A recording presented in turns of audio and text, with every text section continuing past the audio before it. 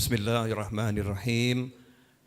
Alhamdulillahirabbil alamin. Allahumma shalli wa sallim ala sayyidina Muhammadin miftahi babi rahmatillah adada ma fi ilmillah salatan wa salaman daimaini bidawami mulkillah wa ala alihi wa sahbihi.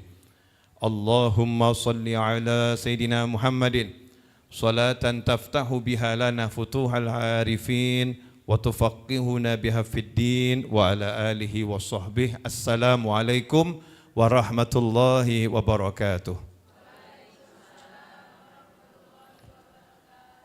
Ibu-ibu dan seluruh jamaah Majlis Ar-Raudhah Rabu sore yang dimuliakan Allah serta sahabatku dimanapun berada, alhamdulillah Rabu sore ini bisa duduk kembali untuk belajar bersama. Mudah-mudahan mulai Rabu sore hari ini Allah Ta'ala izinkan saya untuk kalau Rabu enggak kemana-mana. Amin. Kalau Rabu pokoknya ada di Majlis Ar-Raudhah. Amin. Allahumma amin. Buat ngajar ibu-ibu. Kecuali kalau kecuali. Ya, kecuali kalau kecuali. Insya Allah kita akan kembali mengulangi baca kitab Ayyuhal Walad. Ya, baca kitab Ayyuhal Walad, duhai anakku, karya Imam Ghazali rahimahullah. Sebelum baca kitab ini, sedikit kita mengenal Imam Ghazali. Walaupun sudah banyak yang kenal, tapi orang-orang soleh itu kalau disebutkan namanya, tanzilur rahmah.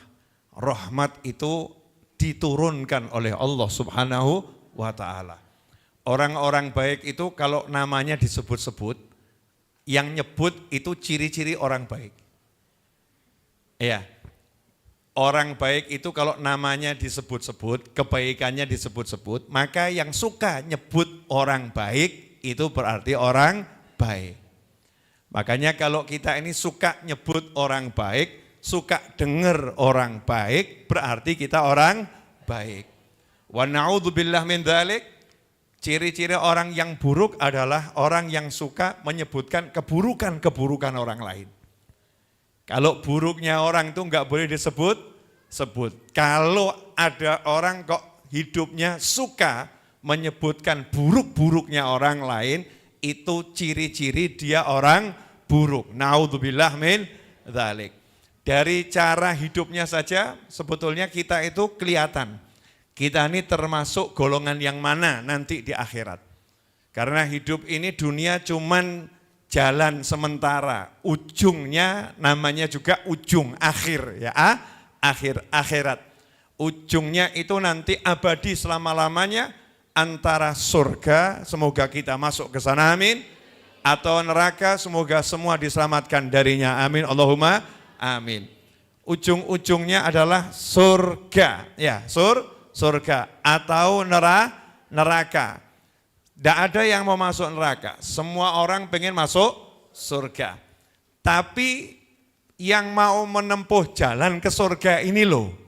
Ya pengennya sudah nempuh jalannya ini yang kadang-kadang setan, nafsu, hawa, dunia menghalang-halangi dan terkadang kita nurut tidak mau jalan. Naudzubillah min dzalik. Sudah jelas kalau pengen kenyang tuh makanan dimakan. Tapi enggak makan-makan, ya secara umum dia akan lapar. Kalau mau kenyang ya makan. Kalau mau masuk surga ya amal. Alladzina amanu wa amilus shalihat. Orang-orang yang beriman dan orang-orang yang beramal soleh. Nah ciri-ciri orang yang tadi akan menghuni surga, hidupnya itu suka ngobrolkan orang-orang yang di surga. Atau orang-orang yang amalannya amalan surga. Ciri-cirinya itu. Nah sore hari ini kita akan ngobrolkan dulu tentang Imam Ghazali rahimahullah. Imam Ghazali itu Ghazali julukan bukan nama. Ya Ghazali ini julukan bukan nama. Karena nama aslinya adalah Muhammad. Nama aslinya adalah Muhammad. Beliau putranya seorang yang bernama Muhammad. Dan beliau adalah cucu dari seorang yang bernama Muhammad. Jadi Imam Ghazali itu namanya Muhammad bin Muhammad Al-Ghazali julukannya. Tapi yang lebih dikenal oleh orang julukannya Imam Ghazali, Imam Ghazali, Imam Ghazali. Namanya lebih sedikit disebut, tapi julukannya lebih tenar. Kadang-kadang tuh manusia begitu, julukannya lebih dikenal. Pak Kumis misal begitu ya. Namanya siapa? Enggak tahu namanya, julukannya lebih dikenal. Ada lagi yang dipanggil misalnya itu ya, sing ganteng itu. Mungkin sak kampung paling ganteng dia. Namanya siapa? Enggak tahu, julukannya lebih dikenal. Tentang julukan ini Islam mengatur. Enggak boleh seseorang ngasih julukan yang buruk kepada orang lain. Kecuali orangnya ridho. Kecuali orangnya senang. Ya kecuali orangnya senang. Kalau orangnya senang diizinkan, bukan dianjurkan. Diizinkan. Mungkin ada orang itu yang tuli, yaitu tuli, dijuluki Al-Awsom, yang tuli. Siapa itu? Sayyidina Hatim Al-Awsom, seorang ulama besar wali Allah. Dijuluki tuli karena memang pernah pura-pura tuli. Pura-pura tuli kenapa? Demi menjaga nama baik seorang wanita yang kebetulan sowan ke Sayyidina Hatim radhiyallahu anhu. Wanita itu ketika sowan mau nanya, mohon maaf buang gas dengan suara. Nah kira-kira kalau ada perempuan datang ke ulama besar mau nanya, yang keluar bukan suara mulutnya tapi suara mulut yang di belakang. Kira-kira bagaimana itu? Malu atau enggak malu? Malu. Maka ulamanya tadi pura-pura tuli. Mohon maaf Bu, saya kurang dengar Ibu ngomong apa. Tolong suaranya dikeraskan lagi. Dikeraskan lagi suaranya. Ulama tadi ngomong, maaf Bu, saya kurang dengar suara Ibu, tolong dikeraskan lagi. Dikira oleh si ibu tadi ulama ini tuli. Berarti dia enggak dengar suara gas yang saya keluarkan dari belakang. Enggak jadi malu, seneng dia. Nah sepanjang perempuan itu masih hidup, Sayyidina Hatim pura-pura tuli. Ya pura-pura tuli. Setelah wanita itu meninggal dunia, beliau pun kalau ngomong sama teman-temannya, sekarang kalau ngomong pelan-pelan saja, saya tidak tuli. Nah selama tuli itu dijuluki Hatim Al-Awsom, Hatim yang tuli. Karena mungkin banyak kembarannya, Hatim, Hatim, Hatim. Biar jelas dikasih julukan Al-Awsom, Hatim yang tuli. Tapi yang dikasih julukan seneng, gak marah. Maka itu diizinkan dalam agamanya Allah Subhanahu wa ta'ala. Maka jangan sembarangan ngasih julukan temennya. Ya, sing picek. Lah orangnya seneng enggak dipanggil picek gitu ya. Enggak boleh, nanti kalau itu menghina orang, merendahkan orang tidak boleh. Tapi kalau orangnya seneng, ya orangnya seneng, mungkin itu mengingatkan dia pada peristiwa yang lucu misal begitu ya. Sehingga dia dikenal dengan itu dan dia senang dan berbangga dengan itu selama itu bukan yang haram, maka diizinkan dalam syariat Islam. Imam Ghazali rahimahullah lebih dikenal dengan julukannya Ghazali. Ya Imam Ghazali. Namanya Muhammad. Nama Muhammad ini nama yang penuh barokah. Jangan lihat kondisi orang yang diberi nama Muhammad. Mungkin ada orang dikasih nama Muhammad, perilakunya belum seperti Nabi Muhammad SAW. Namanya Muhammad, tapi mungkin perilakunya belum seperti Nabi Muhammad SAW. Jangan gara-gara perilakunya orang dengan nama Muhammad yang perilakunya belum seperti Nabi Muhammad SAW, kemudian kita komentar, gak penting nama, yang penting perilaku. Nah, ini salah. Gak penting nama, yang penting perilaku itu salah. Nama itu penting, perilaku juga penting. Kenapa? Karena kita diperintahkan oleh Nabi Muhammad SAW, tasamu bismi, berilah nama seperti namaku. Ya, berilah nama seperti namaku, jangan julukanku. Beri nama seperti namaku boleh, tapi jangan julukanku. Sebaik-baik nama adalah Ma'ubbid wa Mahummid. Sebaik-baik nama adalah yang ada Abdullahnya, Abdullah, Abdurrahman, Abdul Latif, Abdul Jabbar, Abdul Qahar, wa Mahummid, Muhammad, Ahmad, Mahmud. Nama-nama Nabi Muhammad sallallahu alaihi wasallam. Karena itu ibu-ibu punya cita-cita, kalau punya anak kasih nama Muhammad. Kalau anaknya udah namanya belum ada Muhammad, kalau punya cucu kasih nama Muhammad. Kok ternyata anaknya perempuan semua, cari mantu namanya Muhammad. Nanti ditanya, kenapa cari mantu nama Muhammad? Aku cinta dengan Nabi Muhammad SAW. Jelas itu bukan saya, nama saya bukan Muhammad, nama saya Noval. Jadi saya bukan lagi promosi diri saya. Ya, dan anak saya namanya juga bukan Muhammad, namanya Ahmad Anis. Ya, Ali Abdul Qadir, yang laki Ahmad Anis dan Ali Abdul Qadir. Ibu-ibu dan seluruh pemirsa dimanapun antum berada. Jadi nama Muhammad ini penting untuk disematkan kepada anak kita, cucu kita, ya kerabat kita, anjurkan kasih nama Muhammad. Karena ini nama yang berkah, namanya Nabi Muhammad sallallahu alaihi wasallam. Kemudian kalau ditanya nama, tolong sebutkan bin atau bintinya, ayahmu siapa sebutkan. Itu bagian daripada birrul walidain. Bagian dari bekti sama orang tua. Jangan menghilang-hilangkan orang tua kita. Kamu siapa? Naufal bin Muhammad. Kamu siapa? Fulan bin Fulan.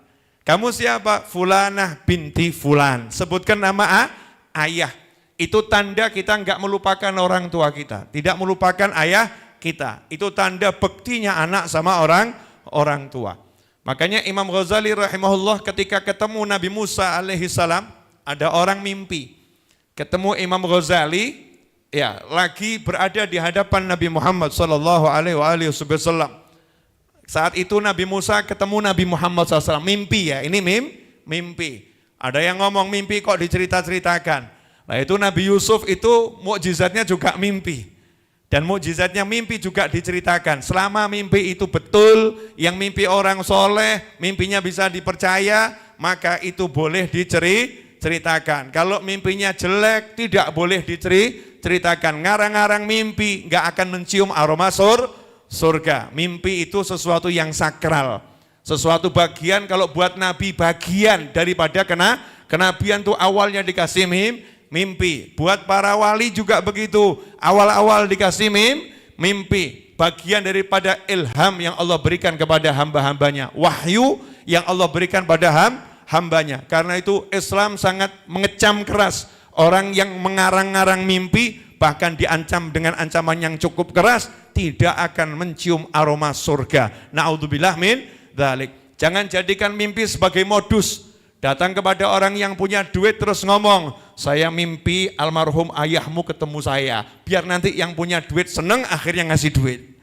Padahal enggak mimpi. Ya na'udzubillah min dzalik. Atau kepada seorang gadis yang ayahnya sudah meninggal dunia.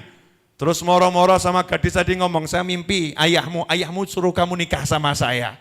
Ini modus tingkat tinggi, padahal enggak mimpi sama sekali. Na'udzubillah min dzalik. Mimpi itu sakral, mimpi itu jangan dibuat mainan. Ya, jangan dibuat mainan. Tapi kalau ulama yang bercerita tentang mimpi, maka jangan didustakan kalau itu ulama yang memang ternama, ulama yang bisa dipercaya tentang sanad ilmunya. Dalam berbagai kitab disebutkan, seorang ulama itu bermimpi melihat Nabi Muhammad SAW dan Nabi Musa alaihissalam. Nabi Musa lagi berkata pada Nabi Muhammad SAW, wahai Rasulullah SAW, katanya umatmu adalah umat yang terbaik. Katanya umatmu adalah umat yang terbaik. Saya pengen ketemu salah satu umatmu yang terbaik, pengen dialog. Nabi Musa alaihissalam semasa hidupnya paling penasaran sama umatnya Nabi Muhammad SAW. Karena baca di kitabnya itu umat yang paling mulia, yang paling banyak pahalanya umat Nabi Muhammad sallallahu alaihi wasallam. Maka sampai suatu ketika Nabi Musa minta sama Allah Ta'ala, ya Allah jadikan aku sebagai umatnya Nabi Muhammad sallallahu alaihi wasallam, karena hebatnya kemuliaan umat Islam. Bukan berarti umat Islam ini lebih tinggi dari Nabi Musa, enggak. Ya, tapi Nabi Musa karena tawadhu'nya, karena merendahkan dirinya, melihat kemuliaan umat Islam, Nabi Musa pengen jadi umat Islam saja, umatnya Nabi Muhammad sallallahu alaihi wasallam. Jangan karena kita belajar Nabi Musa pengen jadi umat Islam, terus kita menyombongkan diri, kita lebih hebat dari Musa. Siapa yang ngomong? Enggak ada yang ngomong semacam itu. Yang ada Nabi Musa karena merendahkan diri, karena tawadhu, Nabi Musa pengen jadi umatnya Nabi Muhammad sallallahu alaihi wasallam.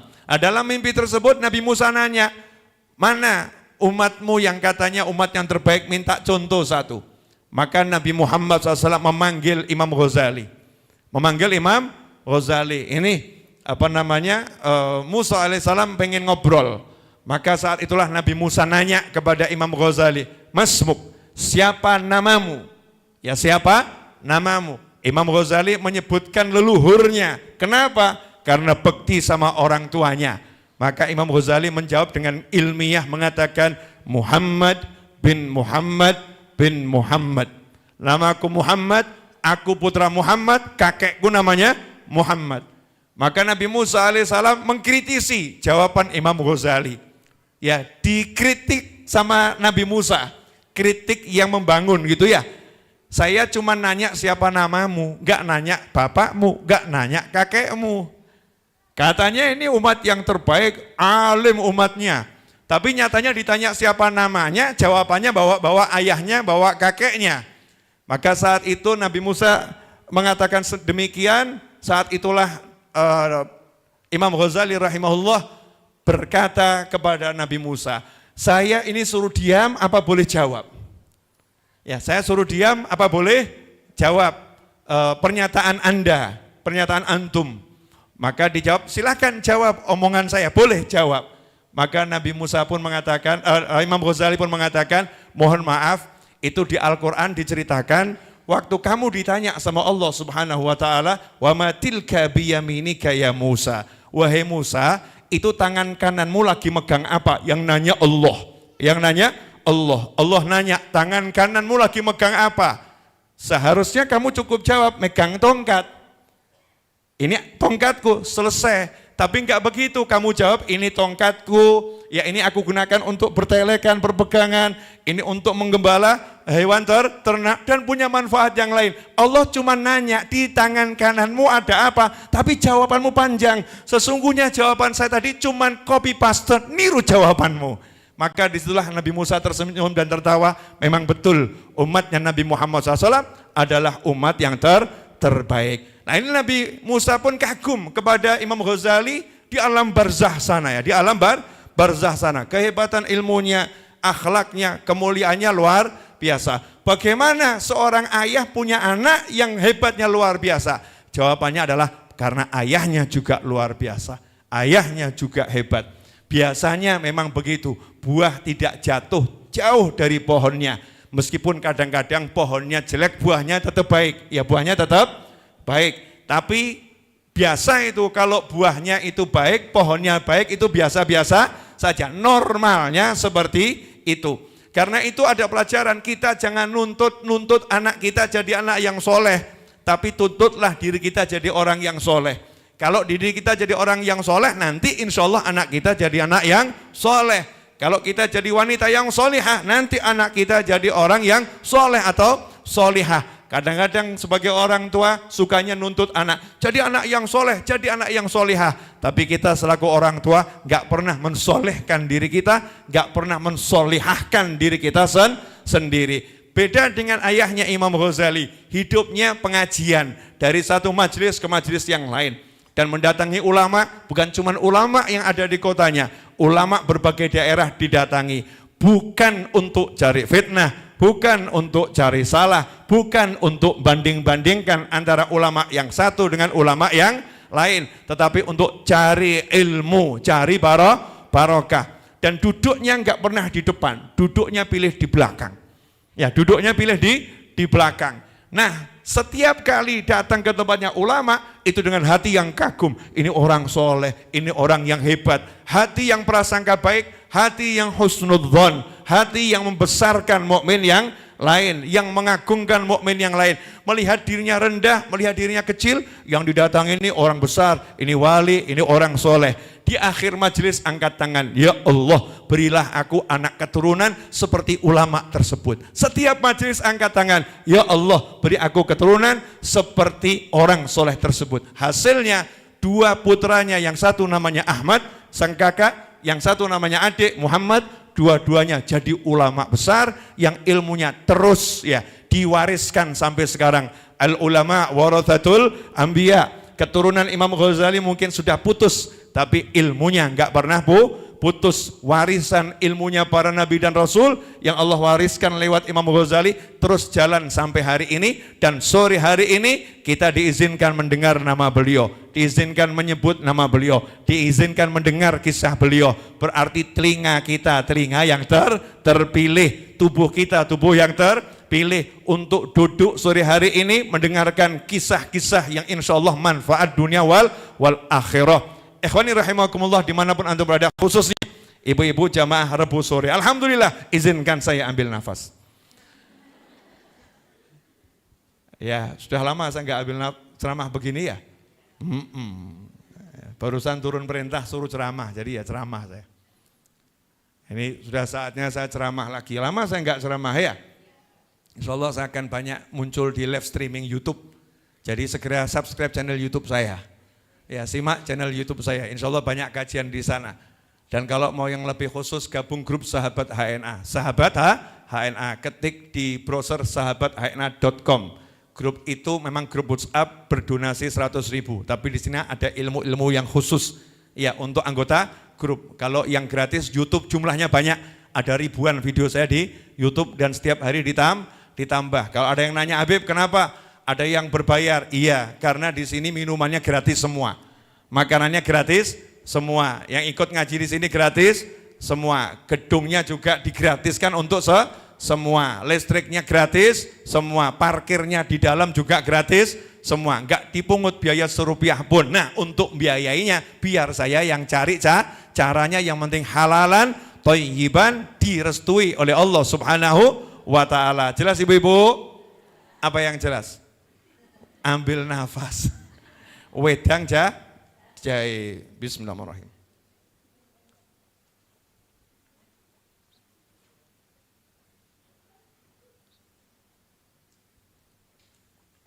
Alhamdulillah. Kitab yang akan kita pelajari judulnya Ayyuhal Walad. Kitab ini merupakan surat jawaban Imam Ghazali rahimahullah atas pertanyaan salah satu muridnya yang senior. Muridnya yang hebat, ya muridnya yang hebat.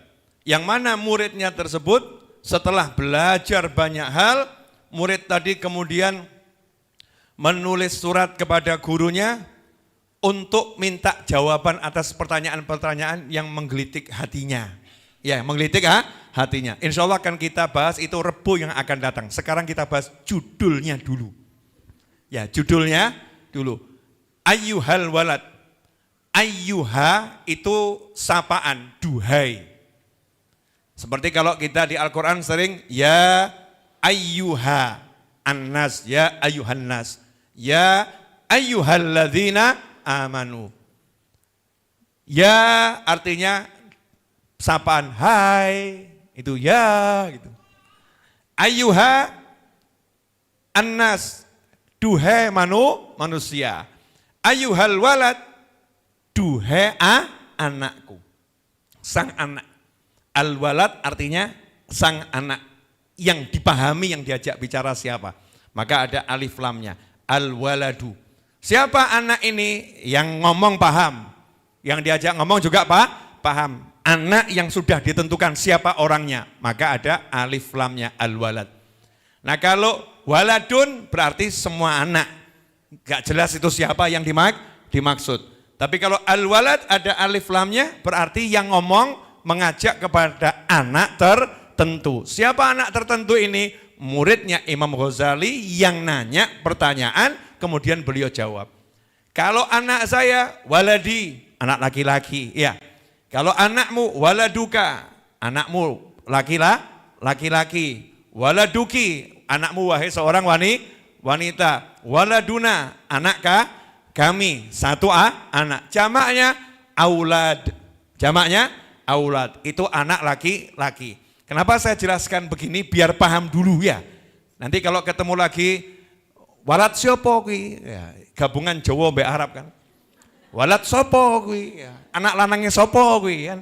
Ditanya, kamu kok bahasanya gabung-gabung? Iya, jamaah Majlis Ar-Raudhah gitu. Ya, ada rodok-rodok bisa bahasa Arab begitu ya. Karena ini bahasa Ahlul Jannah, nanti kita kan mau masuk surga ya. Insya Allah, di surga kan bahasa Arab, sehingga nanti dikubur nggak kaget lagi, di surga nggak kaget lagi, oh udah biasa. familiar ya, telinganya udah biasa. Senang dulu dengan bahasa Arab karena itu lughah ahlul jannah, bahasanya penghuni surga. Kalau kita enggak senang bahasa Arab berarti kita enggak pengen masuk surga.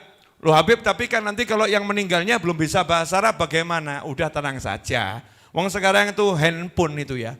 Handphone itu yang terbaru, jenengan telepon pakai bahasa Indonesia, yang dengar di sana dengernya jadi bahasa daerahnya.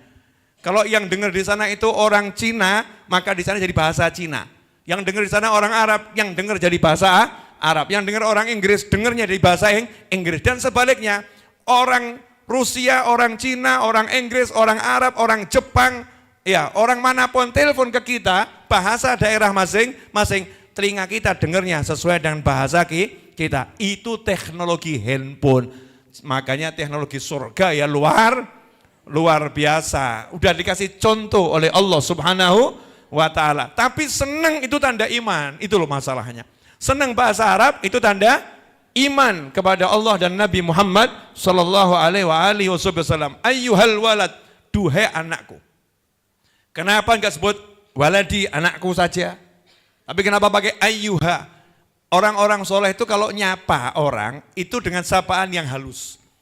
Muridnya yang diajari ya disapa dengan sapaan yang halus, sapaan yang baik. Kalau saya ambil satu kata yang sederhana, sahabatku yang dimuliakan Allah. Karena kalau dipanjangkan kan dowo. Bapak-bapak, ibu-ibu, adik-adik, emas-emas, mbok-mbok, simbah-simbah gitu. Yang kakung, yang putri, nanti kepanjangan ya. Tapi kalau sahabat semua udah masuk, laki, perempuan, tua, muda, anak-anak, remaja, semuanya masuk dalam kata sahabatku. Selesai. Sahabatku yang dimuliakan Allah Subhanahu wa ta'ala. Dalam berdakwah kita disuruh menggunakan kata sapaan yang halus.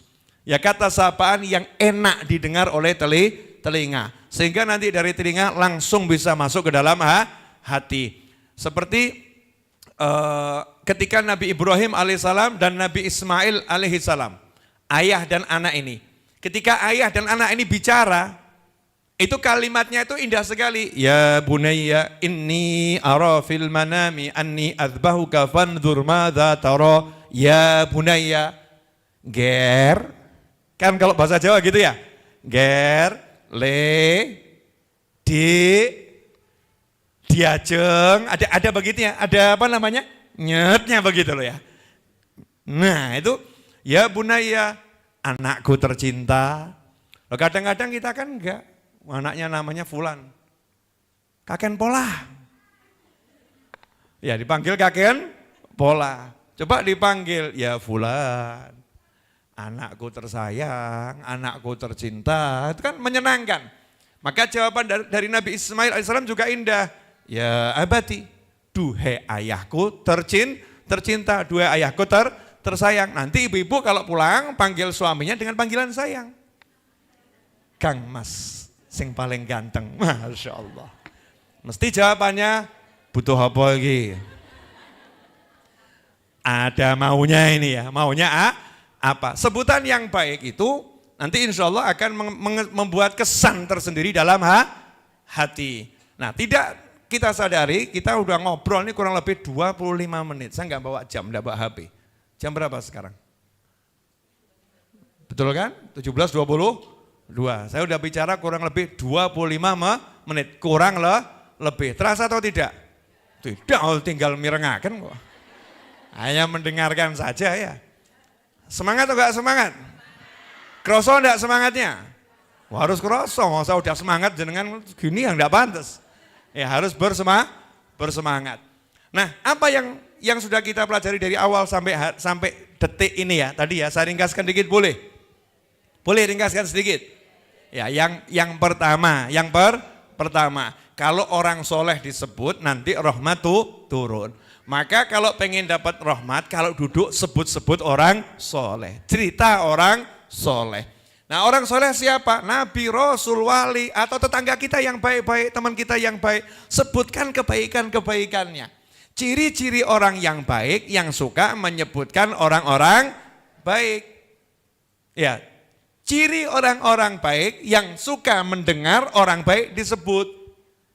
Ciri orang baik yang suka menyebutkan kebaikan orang-orang yang baik. Sehingga makna sebaliknya, kalau ada orang telinganya enggak suka orang baik disebut, telinganya enggak suka kebaikan disebut, naudzubillah min dzalik, itu ciri-ciri orang yang belum baik.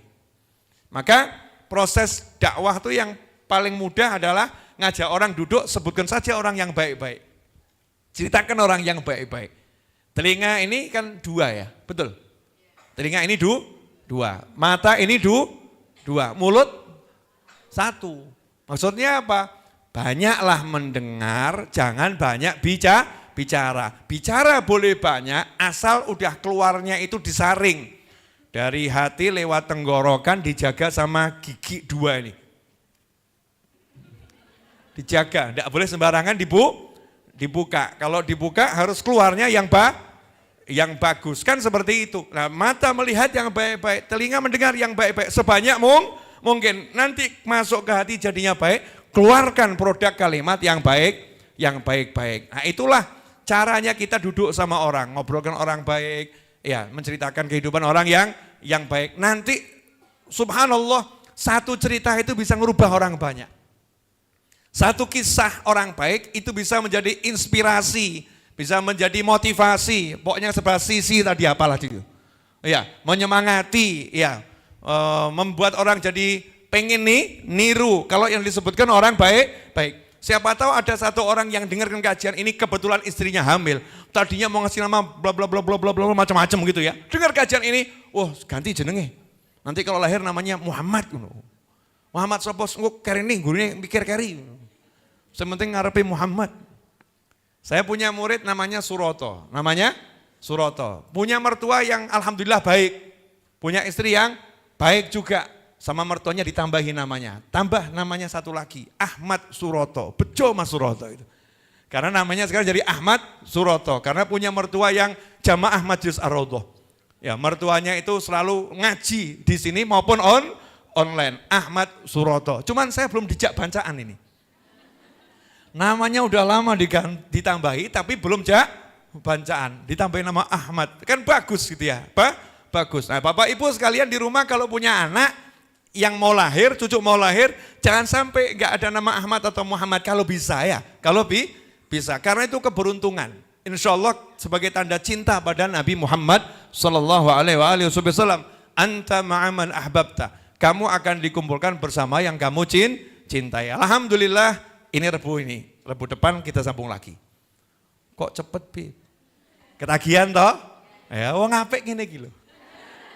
Orang baik itu kalau diceritakan yang baik-baik mandek tuh gelo. Loh, sama seperti orang yang geragas makanan. Orang rakus makanan tuh kalau makanannya enak kasih sedikit mesti njaluk neh. Tambah gitu ya. Udah 5 piring tambah. Karena doyan. Nah ini dikasih ilmu minta tambah berarti doyan ilmu, maka harus kita syukuri alhamdulillah. Bapak Ibu sekalian, alhamdulillah jazakumullah khairan atas kehadirannya di Majelis Ar-Raudhah. Insyaallah Rebu depan kita ketemu lagi. Doakan saya enggak kemana-mana, sehat walafiat. Ada di sini dan bisa ngajar.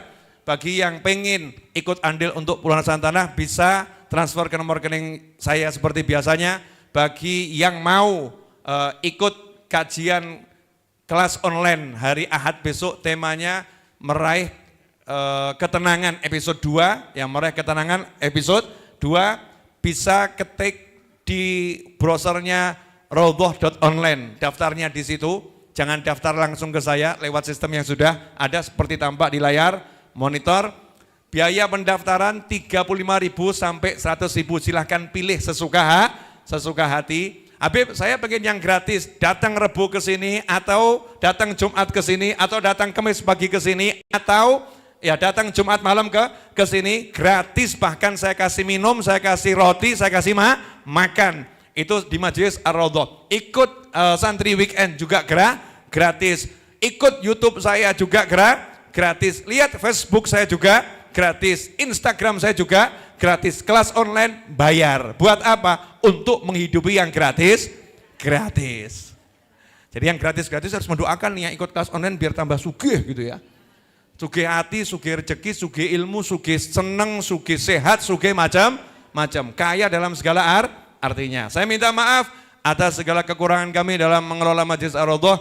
Jazakumullah khairan atas keikutsertaannya. Untuk teman-teman di Jakarta atau mungkin rumah 10 orang, 15 orang pengen ngaji bareng sama ngaji